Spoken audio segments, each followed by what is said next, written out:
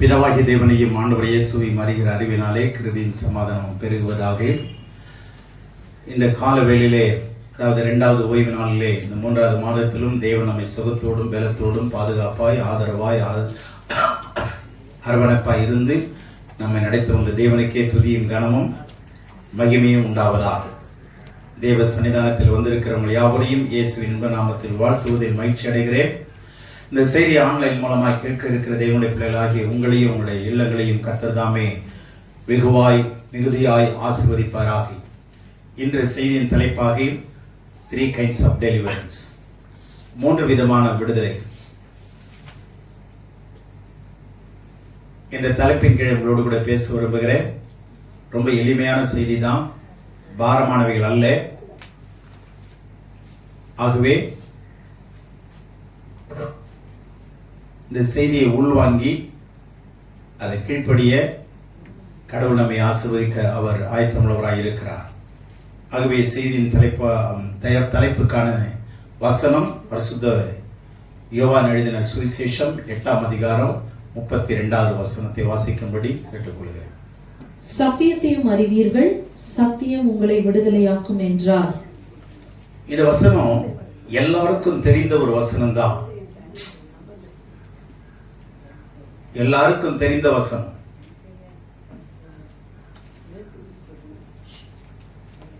செய்தியில் ஓடிக்கொண்டிருக்கிறது,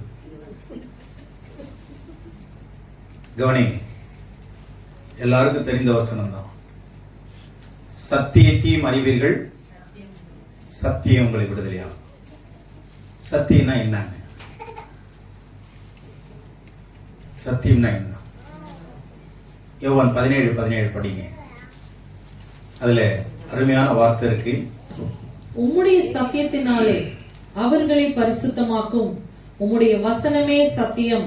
உம்முடைய வசனமே சத்தியம். வசனமே சத்தியம். சரி, இந்த வசனம் யாரு? யோவான் 14:6. அங்க என்ன சொல்றாரு? அதற்கு இயேசு, நானே வழியும் சத்தியமும் ஜீவனுமாய் இருக்கிறேன், என்னாலே அல்லாமல் ஒருவனும் பிதாவினிடத்தில் வரான். சரி,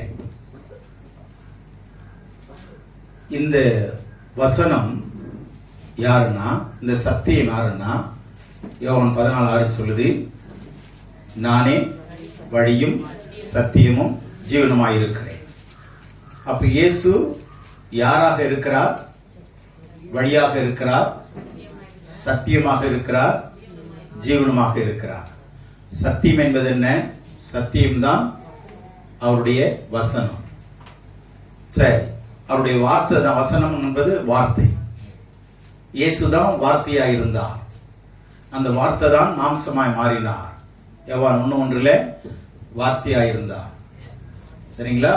1:14 அந்த வார்த்தை மாம்சமாகி கிருபையினாலும் சத்தியத்தினாலும் நிறைந்தவராய் நமக்குள்ளே வாசம் பண்ணினார். கிருபையினாலும் சத்தியத்தினாலும். இப்போ அவருடைய நாமம் இயேசு என்கிற நாமம். அந்த நாமம் என்ன?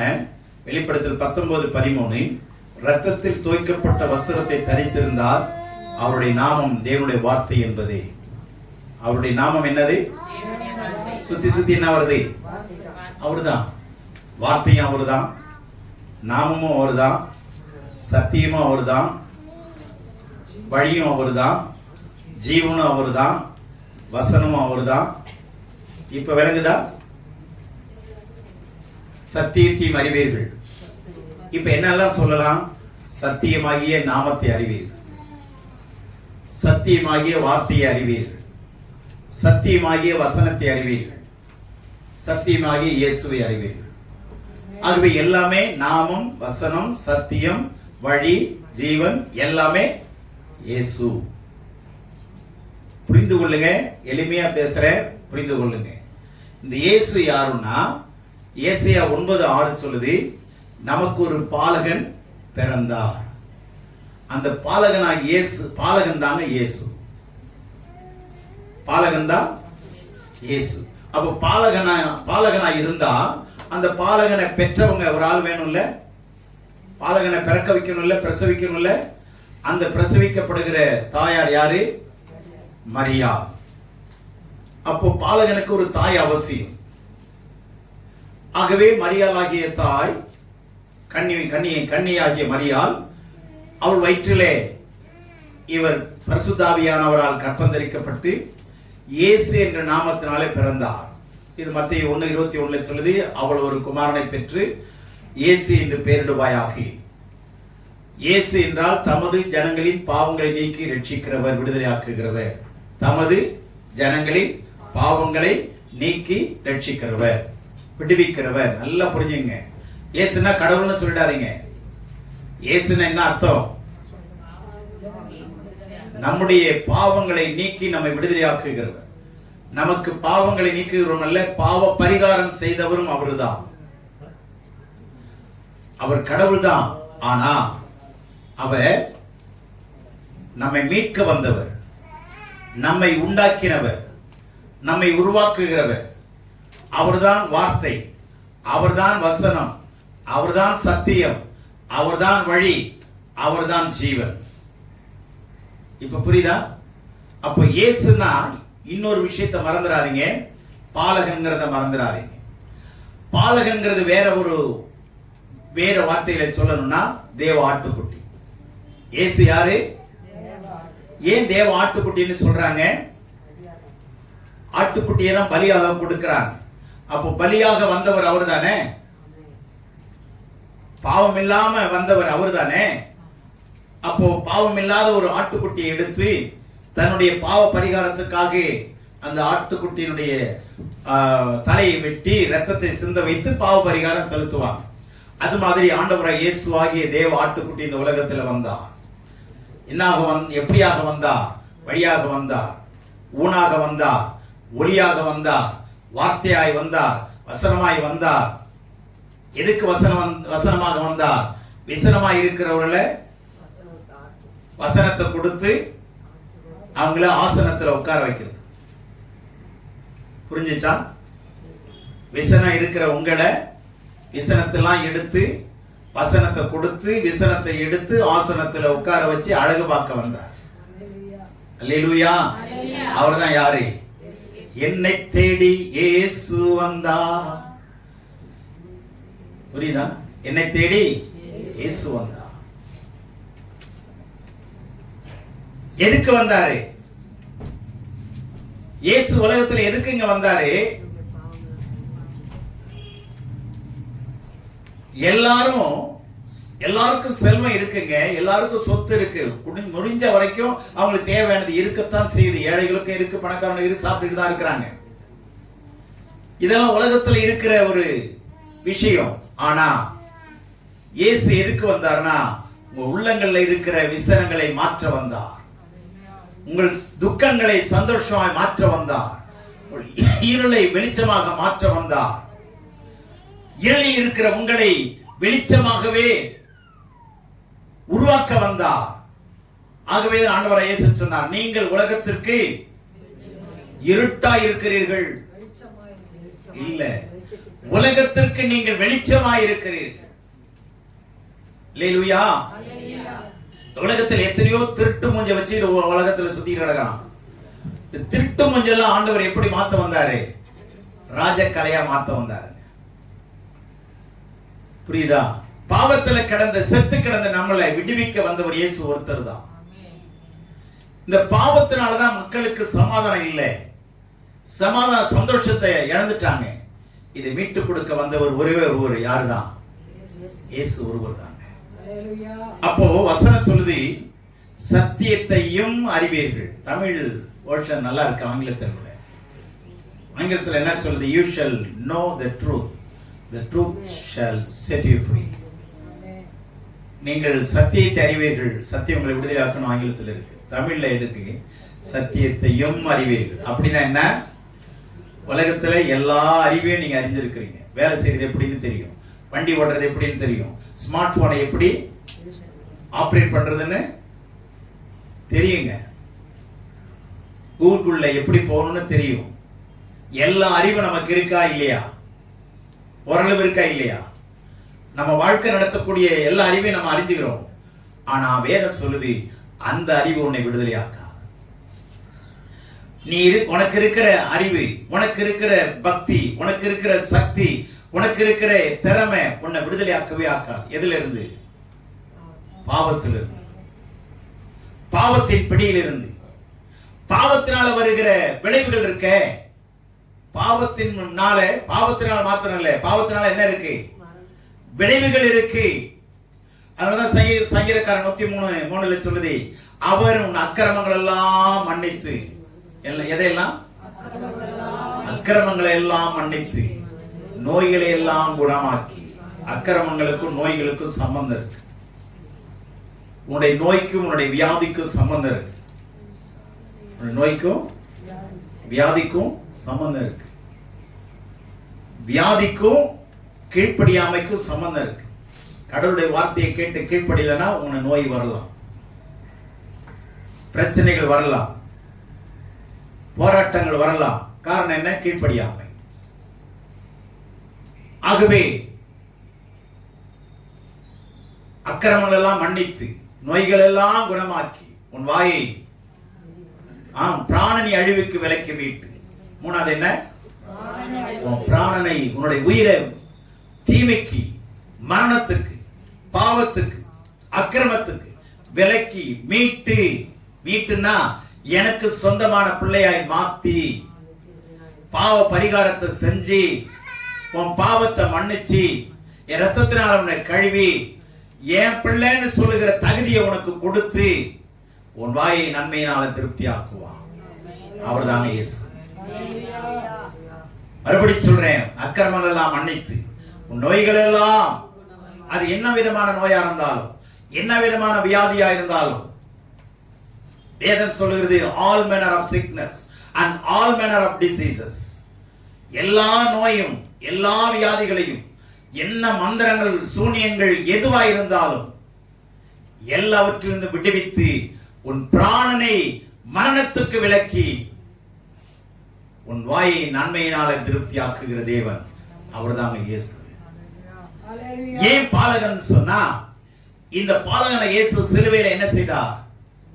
அடிக்கப்பட்டார். ஏன்?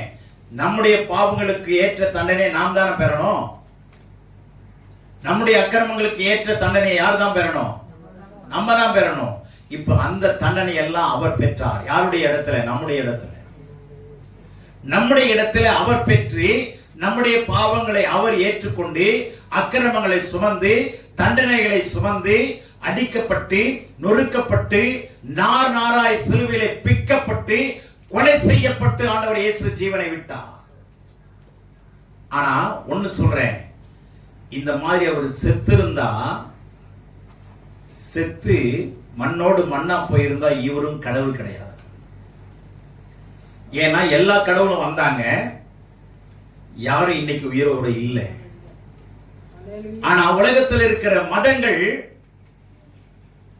மதங்களுக்குள்ளே உயிர் இருக்கு. ஆனா அந்த மதத்தை உருவாக்கினவங்க இன்னைக்கு யாரும் இல்லை. ஆனா இயேசு ஒருவர் தான் மரணித்து அடக்கம் பண்ணப்பட்டு 3ஆம் நாளிலே சொன்னபடியே உயிர் தெழுந்தார். அந்த வார்த்தை முக்கியம். அவர் உயிரோடு இருக்கும்போது சொன்னார், நான் என் ஜனங்களுக்காக பாவ பரிகாரம் செய்து மரிப்பேன், அடக்கம் பண்ணப்படுவேன். யோனாவின் அடையாளமே அன்றி வேறொரு அடையாளம் கொடுக்கப்படுவதில்லை. என்ன யோனாவுக்கான அடையாளம்? 3 நாள் 3 இரவு 3 பகல் பூமியின் இருதயத்தில் இருந்தான். அதே மாதிரி நானும் 3 பகல் 3 இரவு என்ன இருப்பேன்? பூமியில் இருப்பேன், அடக்கம் பண்ணப்படுவேன். 3ஆம் நாளிலே உயிரோடு எழுந்திருப்பேன். ஆகவே வேதம் சொல்கிறது, அவர் சொன்னபடியே உயிர் தெழுந்தார். அவர் சொன்னபடியே உயிர் தெழுந்தார். இதை உலகம் மறுத்ததா? தலைவர்கள் மறுத்தார்களா? உயிர் தெழுந்த 2000 ஆண்டுகள் ஆகி இதுவரைக்கும் இயேசு உயிர் தெழவில்லை என்று எந்த ஒரு கவர்மெண்ட் ரெக்கார்ட்லயாவது இருக்கா? முடியவே முடியாது. ஆனா மரத்தை தோற்றுவித்தவர்கள் மறைந்து போனார்கள். ஆனால் மார்க்கத்தை தோற்றுவித்த இயேசு இன்றைக்கு உயிரோடு இருந்து கொண்டிருக்கிறார்.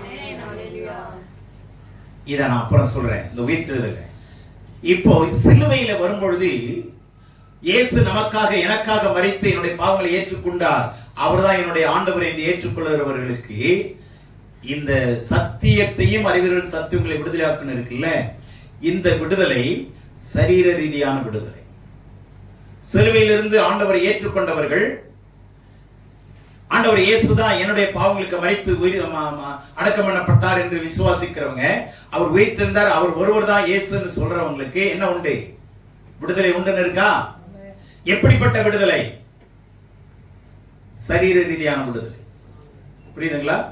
வியாதியெல்லாம் சுமக்கிறார் இல்லையா? நோய்கள் எல்லாம் போயிடுதா? பிசாசுடைய பிடியிலிருந்து விடுவிக்கப்படுகிறோமா? ஆனால் இன்னும் விடுதலை இருக்குங்க. விடுவிக்கப்பட வேண்டிய இன்னும் இடங்கள் இருக்கு நம்முடைய உடம்புல. இது காமன் அல்லது பொதுவான அல்லது சரீர ரீதியான டெலிவரன்ஸ், பிசிக்கல் டெலிவரன்ஸ், சரீர ரீதியான விடுதலை. ஏன்னா சிலுவையிலே இயேசுவை நோக்கி பார்த்தவர்கள் சுகமடைந்தார்கள், விடுவிக்கப்பட்டார்கள். கண்ணில்லாதவர்கள் கண்ணை பெற்றார்கள், நடக்க முடியாதவர்கள் நடந்தார்கள், குஷ்ரோகிகள் சுகமடைந்தார்கள், மரித்தோரை தேவன் உயிரோடு, ஆண்டவர் இயேசு உயிரோடு எழுப்பினார். மரித்தோரை உயிரோடு எழுப்பினார். வேற எந்த கடவுளும் யாராவது உயிரோடு எழுப்பினாங்களா கேளுங்க? உயிரோடு எழுந்ததான உயிரோடு எழுப்புறது. உயிரோடு எழுந்தது யாரும் கிடையாது. யாரை தவிர? என்ன அழகா சத்தமா சொன்னீங்க தெரியுமா? வருது. ஆனா என் ஆண்டவரை இயேசு உயிர்த்தெழுந்தாங்க. உயிர்த்தெழுந்தார். கொடுமையா இருக்கு. அப்போ அப்படிதான் இருக்கிறீங்கல்ல? ஓ, பரிசுத்தத்தை காத்துக் கொள்றீங்க. அமைதலா இருக்கணும், தேவ தூதர்ல போல இருக்கணும். சரி, இந்த இயேசு போல ஒருத்தர் உங்களால பார்க்கவே முடியாது. இவர் மாதிரி உயிர்த்தெழுந்த தெய்வத்தை யாரும் உங்களால பார்க்க முடியாது. அல்லேலூயா. கரங்களை தட்டுங்க. அதாவது உள்ளத்திலிருந்து வரணுங்க. எல்லாமே எங்க இருந்து வரணும்? from the depth of the heart. இருதயத்தின் ஆழத்திலிருந்து வரணும். என் பிள்ளைக்கு அடிபட்டுச்சுன்னா ஒரே என்ன கத்து, என்ன சத்தம், உணர்ச்சி பூர்வமா பொங்குது இல்ல. ஆண்டவருடைய அழகு, ஆண்டவருடைய பரிசுத்தம், ஆண்டவருடைய விஷயங்கள்லாம் அனாதி ஆரோக்கியமான. அதனால கவனிங்க, இந்த சத்தியத்தையும் அறிவீர்கள், சத்தியம் உங்களை விடுதலையாக்குங்கிறது எதற்கான விடுதலை? உங்களுடைய சரீர காரியத்திற்கான விடுதலை. ஏன்னா பாலகனா இயேசு சிலுவையில் அடிக்கப்பட்டார். சரி, இரண்டாவது சுருக்கமா சொல்றேன். இரண்டாவது அதே அதிகாரம் 8ஆம் அதிகாரம் 36ஆம் வசனம் பாருங்க. ஆகையால் குமாரன் உங்களை விடுதலை ஆக்கினால் மெய்யாகவே விடுதலை ஆவீர்கள். இவர் யாருங்க? நீங்க சத்தியம் விடுதலை ஆக்குன்னு சொன்னீங்க. இப்போ அடுத்த 36ஆம் வசனம் 4 வசனம் தாண்டி குமாரன் விடுதலை ஆக்கினால் விடுதலை ஆகும். இது அப்போ எங்க சத்தியம்ங்கிறது என்னங்க விடுதலை? இது என்னங்க விடுதலை? என்னைக்காவது படிச்சிருக்கீங்களா? சரி, நீங்க படிச்சிருப்பீங்க, கண்டிப்பா படிச்சிருப்பீங்க. என்னைக்காவது கேட்டுறீங்களா? அது எதுக்குடா கேட்கணும்? குமாரன் விடுதலை ஆக்கினா குமாரன், அவ்வளவுதான். பெருச்சாலி விடுதலை ஆக்கினா பெருச்சாலி,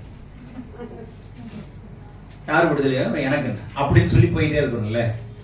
அப்ப இந்த வசனத்துக்கு வித்தியாசம் என்ன? காரணம் என்ன? கேட்கிறோமா? இந்த வசனத்தை கடந்து போயிருக்கிறோமா இல்லையா?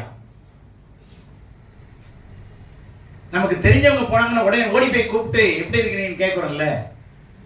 ஏன் அக்கா போராடி உடனே போன் அடிச்சு, அக்கா இங்கதான் நிக்கிறேன், கொஞ்சம் நில்லு, இங்கேயா நிக்கிற, இரு சொல்றோம்ல. அப்ப மாத்திரம் எப்படி வேலை செய்யுது? இந்த வசனத்தை எப்படிங்க கடந்து போறீங்க? 32ல சத்தியம் விடுதலையாக்குங்கிறது, 36ல குமாரன் விடுதலையாக்குவார். இந்த சத்தியம் யாரு அப்படின்னா பாலகனா இயேசு, சிலுவைக்கு முன்னாடி இருந்த இயேசு. இன்னும் சரியா போனா, சொல்ல போனா, சத்தியம் என்பது மாம்சத்தில் இருந்த இயேசு. சத்தியம் என்பது மாம்சத்தில் இருந்த இயேசு. புரியுதா நான் பேசுறது? சிலுவையில் அடிக்கப்படாததுக்கு முன்னாடி மாம்சத்தில் தானே வாழ்ந்து கொண்டிருந்தார், சரீரத்தில் தானே வாழ்ந்து கொண்டிருந்தார். அவர்தான் இயேசு, அவர்தான் பாலகன், அவர்தான் ரட்சகர், அவர்தான் விடுவிக்கிறவர், அவர்தான் வார்த்தை. சரிங்களா? இப்ப குமாரன் யாருன்னா இந்த இயேசுதான். யாரும் தனித்தனியான ஆள் கிடையாது.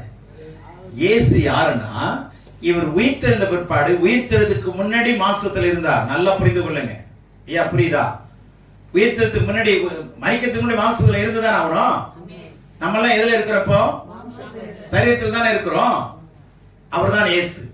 ஆனா அடக்கம் பண்ணப்பட்டு உயிர்த்தெழும் போது சரீரத்தில், இந்த சரீரத்தில் உயிர்த்தெழவில்லை. இதான் வித்தியாசம். ஏன்னா மாம்சத்தில் இருந்தப்போ, இப்ப நீங்க இங்க இருக்கிறீங்கன்னா இதே நேரத்தில் உங்க வீட்லயே இருக்க முடியுமா? அப்படி இருந்தா சந்தோஷம். இங்க இருந்து இங்கேயே இருப்பேன், நான் அங்கேயும் போய் வேலை செய்வேன். 2 இடத்துல வேலை செய்ய முடியும். இங்கேயும் வேலை செய்வேன், இங்கேயும் இருப்பேன். வேலை ஸ்தலத்திலையும் போய் என்ன பண்ணுவேன்? ஈஸியா இருக்குமா? சமதரையா சம்பாத்தியமா சம்பாதிச்சுக்கலாம். சர்ச்சுக்கு வந்த மாதிரி இருக்கும், வேலையும் நடந்த மாதிரி இருக்கும், கூலியும் கிடைச்ச மாதிரி இருக்கும், சந்தோஷமா இருக்கும்ல. ஆனா முடியுமா? முடியாது. என்ன மாம்சத்துல இருந்து ஒரு இடத்துல தான் பிரசன்ட் ஆக முடியும். அப்படிதான் இயேசு. ஆனா உயிர்த்தெழுந்த பிற்பாடு அவர் எல்லாருடைய உள்ளத்திலும் உள்ள போய் வாசம் பண்ண முடியும். ஏன்னா உயிர்த்தெழுந்த ஆண்டவர் தான் குமாரன். உயிர்த்தெழுந்த இயேசு தான் குமாரன். எல்லாரும் சொல்லுங்க. மாம்சத்தில் இருந்த இயேசு தான் ரட்சகர், அவர்தான் பாலகன். ஆனா உயிர்த்தெழுந்த பிற்பாடு எல்லாரோட உள்ளத்திலையும் ஒரே நேரத்தில் வாசம் பண்ண முடியுதா இல்லையா? பூட்டின் அறைக்குள்ள இருந்த சீஷர்களை போய் பார்க்க முடிஞ்சதா இல்லையா? பூட்டின் அறைக்குள்ள போய் உள்ளே நின்று உங்களுக்கு சமாதானம் சொன்னாரா? அப்ப பிரவேசிக்கக்கூடிய, அதாவது ஊடுருவி உள்ளே போகக்கூடிய அந்த வல்லமை இருக்குல்ல, புரிஞ்சதா? ஊடுருவி உள்ளே பாயக்கூடிய வல்லமை இருக்குல்ல, அந்த வல்லமையோடவர் தான் குமாரன். எத்தனை பேருக்கு புரியுது? புரியாதவங்க அல்லேலூயா சொல்லுங்க. அல்லேலூயா. படிச்சு கிளிப்பிடிக்கு சொல்ற மாதிரி சொல்றேன். இயேசு மாம்சத்தில் இருந்தவர் பாலகன். உயிர்த்தெழுந்த இயேசு அதே சரீரத்தோடு வரல, எல்லாருடைய உள்ளத்திலும் வாசம் பண்ணக்கூடிய சர்வ வல்லமையுடையவராய் உயிர்த்தெழுந்தார். ஏன்னா மரணத்தை ஜெயித்தவர். மரணத்தை ஜெயிக்கணும்னா பாதாளத்தை ஜெயிக்கணும், பாதாளத்தை ஜெயிக்கணும்னா பிசாசை ஜெயிக்கணும், பிசாசை ஜெயிக்கணும்னா பாவத்தை ஜெயிச்சிருக்கணும். இவ்வளவு ஜெயத்தை பெற்றவர் தான் இந்த குமாரன இயேசு. கைதட்டு. மாம்சத்தை ஜெயித்தவர், பாவத்தை ஜெயித்தவர், பாதாளத்தை ஜெயித்தவர், வேதாளத்தை ஜெயித்தவர், பிசாசின் தலையை நசுக்கிறவர், நம்முடைய எல்லாவற்றுக்கும் பரிகாரம் கொடுத்தவர், மரணித்தவர், அடக்கம் பண்ணப்பட்டவர், ரோம கவர்மெண்டை எதிர்த்து அவன் போட்ட கல்லை பரட்டி தள்ளி வெளியே வந்தவர். அல்லேலூயா. சீல் உடைச்சவர், ரோம வல்லரசனுடைய வல்லமையை மேற்கொண்டவர். இப்படிப்பட்டவர் தான் இயேசு குமாரன். குமாரனா இயேசுன்னு சொல்லலாமா? இப்ப புரியுதா? பாலகன்னா யாருன்னு தெரியணும். நான் நடுவுல போன் பண்ணி கேட்பேன், சரிங்களா? குமாரனா யாருன்னு சொல்லணும். உயிர்த்தெழுந்த இயேசு தான் யாரு? வாய் திறந்து சொல்லுங்க. உயிர்த்தெழுந்த இயேசு தான் யாரு? உயிர்த்தெழுந்த இயேசு தான் யாரு? சத்தமா இன்னும் கொஞ்சம். யாரு? மரணத்தை வென்றவர், பாதாளத்தை ஜெயித்தவர், பிசாசின் தலையை நசுக்கிறவர். சொல்ல போனா நம்மள இந்த உலகத்திலிருந்து தூக்கி அவரோடு கூட சேர்ந்து உட்கார வச்சவர். அல்லேலூயா. அப்படிப்பட்டவர் தாங்க குமாரன். அவர் தாங்க கர்த்தர், அவர் தான் மணவாளன். இவ்வளவு விரிவா நான் சொல்லி இருக்கிறேன், புரிஞ்சுங்க. இவர் என்ன செய்வார்னா, நம்ம உள்ளத்துக்குள்ளே போறாருல, அதனால இப்ப கவனிங்க. பாவம் ஏன் வருதுன்னா நம்முடைய சுபாவத்தினால வருது. இப்ப புரியுதா? நான் கவனிச்சுட்டே வந்தாதான் புரியும். வெளியில பாவம் செய்தேன்னு சொன்னா கோவம் வருதா? அடிக்கிறோமா, நொறுக்கிறோமா, திட்டுறோமா, சில பேரை பிடிச்சி கடிச்சிடுறோமா? இதெல்லாம் எதனால வருது? எனக்கு கோவம் வந்துச்சுன்னா கடிச்சிருவாங்க. சில பேர் சுபாவம். புரியுதுங்களா? இது அவங்களுடைய சுபாவம். இந்த சுபாவம் எங்க மறைஞ்சிருக்கு? இந்த சுபாவம் எங்க மறைஞ்சிருக்கு? பைக்குள்ளையா? நம்முடைய ஆத்மாவுல. சுபாவங்கள் எதுல மறைஞ்சிருக்கு? ஆத்மாக்குள்ள. அப்ப இந்த சுபாவம் மாறணும்னா ஆண்டவர் உள்ளே வரணும். இப்ப புரியுதா? இப்ப உள்ளே வந்த குமாரனாகிய கர்த்தரால தான் என்ன பண்ண முடியும். இப்ப இந்த விடுதலை என்ன விடுதலை? ஆன்மீக விடுதலை. விளங்குதா? பாலகன இயேசு கொடுக்கிற விடுதலை சரீரத்துக்கான விடுதலை. சொல்லுங்க, பாலகன இயேசு கொடுக்கிற விடுதலை, குமாரன இயேசு கொடுக்கிற விடுதலை ஆன்மீக விடுதலை. சொல்லுங்க, ஆன்மீக விடுதலை. ஆமா, இந்த ஆன்மா தான் உள்ளான மனுஷன் சொல்லுது. ஆகவே இந்த உங்களுக்குள்ள சுபாவத்தை மாற்றணும்னா நீங்க இப்ப யாரையும் ரெண்டு பேரை விசுவாசிக்கணும். மாம்சத்தில் இருந்த இயேசுவையும் விசுவாசிக்கணும், வீட்டில் இருந்த குமாரன இயேசுவை விசுவாசிக்கணும். புரிஞ்சதா? அவர் என்னுடைய குமாரனா இயேசு அப்படின்னா உயிர்த்து இருந்துட்டான்னு சொல்றீங்க. புரிஞ்சுச்சாமா? குமாரனா இயேசுன்னு சொன்னவன் என்ன நீங்க அறிக்கைடுறீங்க? அவர் மரணத்தை வென்றவர், பாதாளத்தை வென்றவர், பாவத்தை வென்றவர், என்னை வென்றவர். அவர்தான் தேவகுமார். அவர்தான் உள்ளத்துக்குள்ள போயிருக்காரா? இப்ப அவர்தான் என்ன பண்ண முடியும்? என் சுபாவத்தை மாற்ற முடியும். அவர்தான் என்னுடைய குணங்களை மாற்ற முடியும். அவர்தான் என் வாழ்க்கையை மாற்ற முடியும். ஏன்னா ஒரு வியாதிப்பட்டவனுக்கு ரெண்டு விதமான ட்ரீட்மெண்ட் கொடுக்கறாங்க. என்ன? ஒண்ணு மேல ஆயின்மெண்ட் போடுறாங்க, சரிங்களா? மேல சுத்தம் பண்ணி என்ன பண்றாங்க? ஆயின்மெண்ட் போடுறாங்க. அதுக்கப்புறம் என்ன பண்றாங்க? ஊசிக்கு ஏத்த மாதிரி இடத்த மாத்துறாங்க. இங்க பாத்தீங்கன்னா இங்க தேய்ச்சிக்கிட்டே வருவாங்க. வாட்டாண்டா ஊசின்னு அர்த்தம். புரிஞ்சுச்சா? விளங்குதா? எதை எந்த இடத்துல போடுறாங்கன்னு தெரியும். அப்போ உள்ளேயும் மருந்து போதா இல்லையா? வெளியிலயும் மருந்து கொடுக்கறாங்கல்ல. வெளியில கொடுக்கிற மருந்து சக்தி, உள்ள கொடுக்கிற மருந்து குமார். புரிஞ்சுச்சா? உள்ள போய் ஹீல் பண்ணுவார். Inner healing will take place when you believe the son of God. நீங்க தேவகுமாரனா இயேசுவை நீங்க விசுவாசிக்கும் போது உள்ளத்திலேயும் உள்ளுக்குள்ளே மனிதனுடைய உள்ளுக்குள்ளேயும் சுகம் உண்டாகும். என்ன உண்டாகும்? ஆரோக்கியம் உண்டாகும். அப்ப ஒரு மனிதனை வெளியிலையும் உள்ளேயும் சுத்தமாக்குகிற வல்லமை பாத்தீங்களா? எங்க இருக்கு? இங்கதாங்க, வேதத்துல தாங்க இருக்கு. அல்லேலூயா. வெளியில பக்தி உள்ளவங்க நல்லவங்க இருப்பாங்க, நல்லவங்க இருக்கிறாங்க, இல்லைன்னு சொல்லல. எல்லா மதத்திலையும் நல்லவங்க, இன்னும் என்னை விட நல்லவங்களும் இருக்கிறாங்க, சொல்லவே முடியாது இல்லைன்னு இருக்கிறாங்க. ஆனா உள்ளத்துக்குள்ளேயும் நல்லவங்களா மாறணும்னா இங்க வந்தாதாங்க மாற முடியும். இந்த குமாரன இயேசுவை நீங்க விசுவாசிச்சாதான் மாற முடியும். இந்த உயிர்த்தெழுந்த இயேசுவை விசுவாசிக்கணும். அப்போ உயிர்த்தெழுந்த வல்லமை, அப்படி சொல்லலாமா? எப்படி சொல்லலாம்? உயிர்த்தெழுந்த வல்லமை தான் நம்ம உள்ளத்துக்குள்ள இருக்கிற எல்லா கள்ளத்தையும் மாத்துறது. உள்ளத்துக்குள்ள இருக்கிற எல்லா கள்ளனும் அங்கதான் உள்ள இருக்கிறான், ஒளிஞ்சுகிட்டு இருக்கிறான். ஆனா சர்ச்சைக்கு வரும்போது ஒளிஞ்சுகிட்டு இருக்கிறான். சர்ச்சைக்கு வரும்போது ஒளிஞ்சு இருக்கிறான். ஏன்? பார்க்கிறதுக்கு பல பலன்னு வெள்ளை வெள்ளையா இருக்குது. எல்லாம் வெள்ளை விளக்கிட்டு அன்னைக்குதான் வர்றாங்களா? இல்ல, டெய்லி தான் வர்றாங்க. அந்த அளவுக்கு நாற்றங்க. அப்ப உள்ள நாற்றங்கள்லாம் இருக்கா இல்லையா? என்னென்ன நாற்றம்? பொறாமை, பொருளாசை, மத்தவங்க நல்லா உடுத்தக்கூடாது, சரியா? மத்தவங்க நல்லா வாழ்ந்தா பார்த்தா அவ்வளவுதான். இப்படி பலவிதமான பாவம் எல்லாம் உள்ள இருக்குல்ல, அதை வெளியே எடுக்கிறதுக்கு யாரால முடியும்னா உயிர்த்தெழுந்த இயேசுவினுடைய வல்லமையினாலதான். உயிர்த்தெழுந்த வல்லமையினாலதான். அந்த உயிர்ப்பிக்கிற வல்லமை, உயிர்த்தெழுந்த வல்லமை என்னது? அதுதாங்க. மத்த எந்த வல்லமையும் உயிரப்பிக்கிற வல்லமை. இயேசுனுடைய உயிர்த்தெழுந்த வல்லமை தான் அவங்களை உயிர்ப்பிக்கும். அல்லேலூயா. அப்ப இயேசுவாகிய குமாரனை நீங்க விசுவாசாதான் உள்ளத்துக்குள்ளேயும் சைக்கலாஜிக்கல் டிரான்ஸ்ஃபார்மேஷன், உள்ள ரீதியான மாற்றங்கள், குண ரீதியான கேரக்டர் சேஞ்சஸ், இது எல்லாமே இந்த உயிர்த்தெழுந்த வல்லமையாகிய உடையவராகிய குமாரனை நீங்க ஏற்றுக்கொண்டாதான், விசுவாச்சாதான். இயேசு நல்லவருங்க, இயேசு கடவுள் தாங்க, ரைட்? அது பொதுவான விஷயம். ஆயின்மெண்ட் போடுறீங்கன்னு அர்த்தம். அது பத்தாது. ஏன்னா ஏற்கனவே சீல் பிடிச்சி இன்ஃபெக்ஷன் ஆகி உள்ள புறையோடி போயிருக்கு. அதுக்கு வெறும் ட்ரீட்மெண்ட் பத்தாது. என்ன பண்ணணும்? உள்ளுக்குள்ளேயும் இருக்கும். ஒருத்தர் சுகர் வியாதியால் பாதிக்கப்பட்டு காலெல்லாம் வீங்கி வெடிச்சு போய் வந்தார். அப்பல் வழியே பார்க்க முடியாது, ஓடி போட்டார். இன்னொரு டாக்டர்கிட்ட வந்தார். அவர் என்ன பண்ணார் தெரியுமா?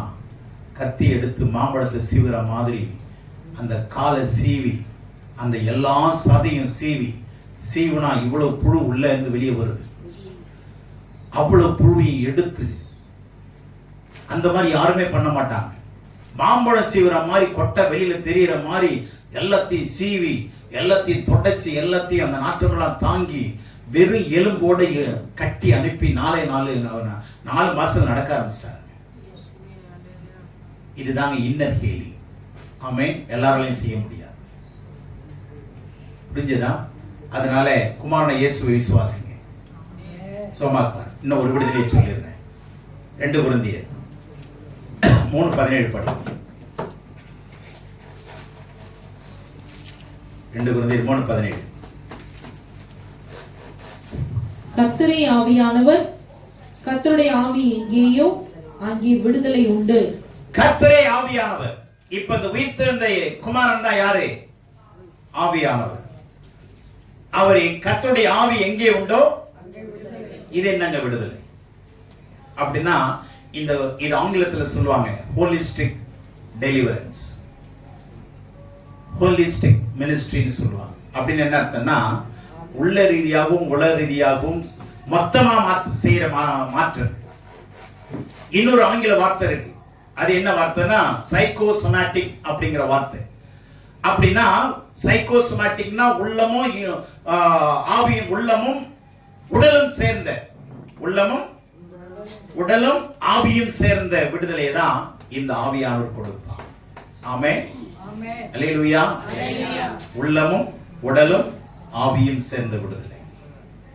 ஆவியார் எங்கே உண்டோ அதனாலதான் அபிஷேகம் பெற்றுக்குங்க. புரியுதா உங்களுக்கு? ஆண்டவருடைய வல்லமையை பெற்றுக்கொள்ளுங்க. இப்போ இந்த ஆவியானவர் உள்ளே வரும்போது என்ன நடக்கும்னா, எப்பேற்பட்ட எத்தனை வருஷம் கரை, எத்தனை வருஷம் அடிமைத்தனம், அது குடியா இருக்கலாம், பெச்சாரமா இருக்கலாம், வேசித்தனமா இருக்கலாம், உள்ளத்தில் இருக்கிற பாவங்களா இருக்கலாம், எதுவா இருக்கலாம், இந்த ஆவியார் உள்ள வந்துட்டார்னா எத்தனை வருஷ கரையும் மாறிடுங்க. புரிஞ்சுச்சா?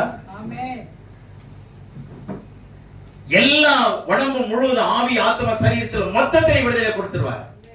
இப்ப தனித்தனியா சொன்னா அனடாமிக்கல் மெத்தடாலஜிங்க. அதாவது உள்ள சரீரத்தினுடைய அங்கமா பிரிச்சு பேசி இருக்கிறேன். சரீர ரீதியான விடுதலை, ஆன்மீக விடுதலை, மொத்தமான விடுதலை, முழு விடுதலை அர்த்தம். ஹோலிஸ்டிக் டெலிவரன்ஸ் என்ன? முழு விடுதலை. உங்களுடைய ஆவியிலும் விடுதலை, உங்களுடைய ஆன்மா ரீதியாகவும் விடுதலை. ஆன்மா ரீதியான உங்களுடைய சிந்தனை, உங்களுடைய செயல், உங்களுடைய நடவடிக்கை, உங்களுடைய குணங்கள், உங்களுடைய சுபாவங்கள் எல்லாத்திலையும் விடுதலை. புரிஞ்சுச்சா? இப்ப ஆவியானவர் வந்துட்டார்னா எல்லா உங்களை சுற்றி இருக்கிற இடத்துல விடுதலை. நீங்க எங்க போறீங்களோ அங்கெல்லாம் விடுதலை வந்துடும். அல்லேலூயா. முதல்ல உங்களுக்குள்ள விடுதலை, அப்புறம் உங்களை சுற்றிலும் விடுதலை, போற இடத்துல எல்லாம் விடுதலை. ஆவியானவர் எங்கே உண்டோ. புரிஞ்சுச்சா? இந்த 3 இடமும். இப்ப இந்த 3 இடத்துலயும் எல்லாருமே இருக்கிறோமா? எல்லாரும் விடுவிக்கப்பட்டிருக்கிறோமா? யோசிச்சு பாருங்க. சரீரத்திலே விடுதலை எல்லாம் கொட்டாய் விட்டு உட்கார்ந்துருக்கிறோம். என்ன பண்றது? அப்புறம் எங்க ஆத்துமாவில் விடுதலை அடைகிறது? இந்த சத்தியத்தை கேளுங்க, தேவகுமாரனை விசுவாசிங்க, ஆவியானவர் பெற்றுக்கொள்ளுங்க. Where is the Spirit of God? Where the Spirit of God is, there is the deliverance. Amen. அங்கதாங்க ஃப்ரீடம் இருக்கு. ஒரு மனுஷன் சிறைப்பட்டு போயிடுறான், பலவிதமான அடிமைத்தனத்தில் இருக்கிறாங்க. பலவிதமான அடிமைத்தனம். பர்மனண்டா அந்த அடிமைத்தனத்தை விடுதலை ஆகணும்னா இந்த 3ஐயும் நீங்க விசுவாசிதான். இந்த 3 பர்சனாலிட்டி நீங்க விசுவாசிதான் ஆகணும். புரிஞ்சுச்சா? இயேசுங்கிற ரட்சகரை விசுவாசிதான் ஆகணும். குமாரன் உயிர்த்தெழுந்தவரை விசுவாசிதான் ஆகணும். ஆவியானவரையும் விசுவாசிதான். அல்லேலூயா. கர்த்தரே ஆவியானவர். கர்த்தருடைய ஆவி எங்கே உண்டோ ஆமா அங்கே விடுதலை உண்டு. உங்களுடைய ஆன்மீக ரீதியில விடுதலை இல்லை. எண்ணங்கள், மன அழுத்தங்கள், மென்டல் டிப்ரெஷன் சொல்றாங்கல்ல, மன அழுத்தமா இருக்கிறீங்க, மன அழுத்தத்திலே இருந்தா என்ன ஆகும்? பிபி ஏறும், சுகர் வரும், எல்லா வியாதியும் வந்துடும். அப்போ உள்ள இருந்து சுகமாக்கணும்னா யார் தான் வேணும்? குமாரன் இயேசு வேணும். மொத்தமா விடுதலை அடையணும்னா பரிசுத்த ஆவியானவர் வேணும். புரிஞ்சிருக்கும் நினைக்கிறேன். எல்லாருக்கும் புரிஞ்சதா? தேவன் தம்மை நம்மை ஆசீர்வதிப்பாராக. ஆமென்.